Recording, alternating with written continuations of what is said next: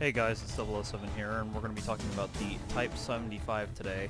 And I know this video is a bit overdue and all that, and obviously it's been a long time since they introduced the Type 75, but ultimately the message with this vehicle hasn't really changed much. And I'm thinking about doing a larger video about this whole thing, considering it is a major issue within the game, but I figured we could do an early premise to that entire video and do a little bit of a discussion on why this vehicle is kind of a problem in the game.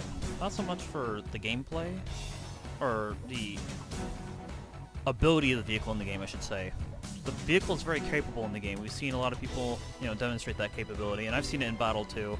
I wanted to see it in battle first and see what my conclusion would be on it, but going on beyond that, it's the concept of the vehicle that starts running into issues, and that's what we want to engage here. So, without further ado, we are going to look at the Type 75. Now, obviously, it's nothing about the armor that really matters, so we're just going to look right at the armament, and purely that's a multiple rockets, unguided rockets, 130mm Type 75, and it has 30 of these rockets. It is a multiple launch rocket system, or MRLS. Yes, MLRS. Now, here's my issue with this vehicle in the game. MRLSs were never designed to engage tanks. Never. The purpose of an MRLS is a rapid-fire artillery system.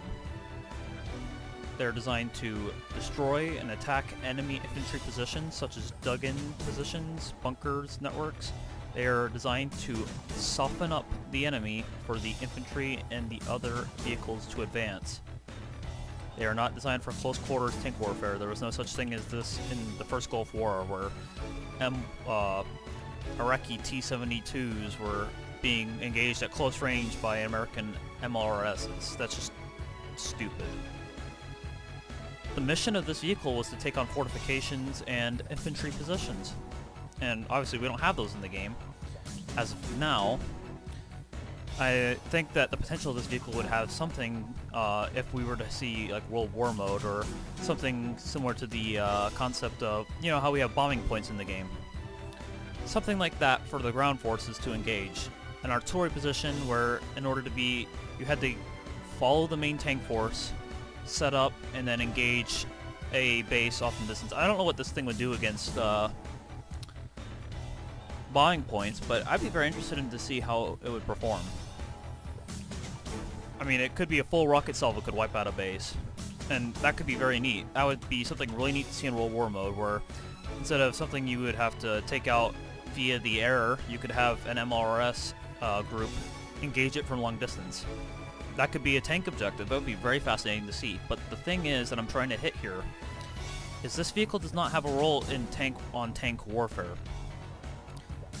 And it's very upsetting that this is a premium for the Japanese. Now, I believe it is rank 5. Yep, this is the only rank 5 Japanese premium currently available to the Japanese. So let's just confirm that before I make a fool of myself. Yep.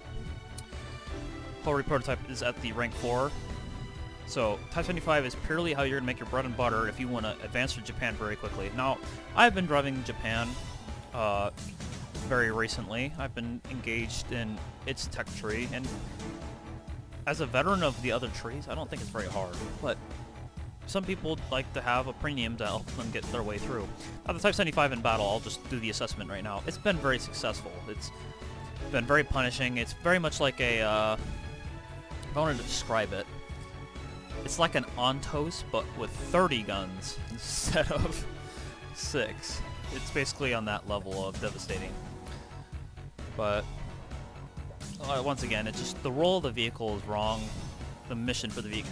There's a reason why you don't see very many people driving this thing. It's because it lacks in its objective. Obviously, it struggles in the gun depression realm because it's designed for elevation fighting. It's an artillery piece. So you won't see it fighting much hill warfare and expecting it to succeed more times than regular conventional tanks. But let's move on to the next segment, which primarily is, you know, what should have been done. Obviously, they have the different pictures and images of it. Looks very cool. Stole the wrong mission. But I think they could have chose a better vehicle instead of the Type 75. And people have been advocating on War Thunder, the forums for it, and I saw this too. I didn't even know it existed, but... So apparently, the STA-3... Now, I don't know if I've ever seen... If there's even... I haven't found anything on the Type 70... Sorry, the STA-3. I have not seen it. I mean, I think there's links that take me to sites of, yeah, the War Thunder right here. See, it's... People would like to see it, and I think they're correct ultimately in this. But here's the thing. With the prototype, why not add an auto-loading? It's basically a Type 61. Why not add it to the game as a premium? Make it 6.7 or 7.0. That's a conventional tank. Might not be might be an unconventional loading system, you know, besides the loader. But it's still a very reckonable tank. It's a lot better conventional than the MRS running around the field. That's just... Why not do it? Now, the only thing I can say about the STA-3 is, obviously, I'm not finding very much on it. This is not in English, so I can't dissect that. But the point I'm still lying with is there's potential to do this. Now, in World of Tanks, they did the STA-2 as a premium. The STA-1 was a tech tree thing. That was very neat to see. Why can't they do something like this with the STA-3? Obviously, it exists. I mean, it was a formation concept to try and help build the Japanese Army's tank forces. And I'm not going to dwell on the STA-3, but it just... Gaijin can't keep doing these things where they go for something that's unconventional in the place of something that should be conventional and profitable and productive for the player. Yes, the Type 75 is a meme, but people don't get off on memes all the time. They have to get something that works. And you could be 2 times out of 10 having a great time, but those other 8 times you want a tank that's doing its job. You want something that can fight over hills. You want something that can sit and fight with the enemy correctly, or in a way that's conventional to a playstyle. Not something that just blitzes around corners and runs into the enemy formation, just hoses away and hopes that it'll wipe them out. That's not gonna satisfy the majority of the player base.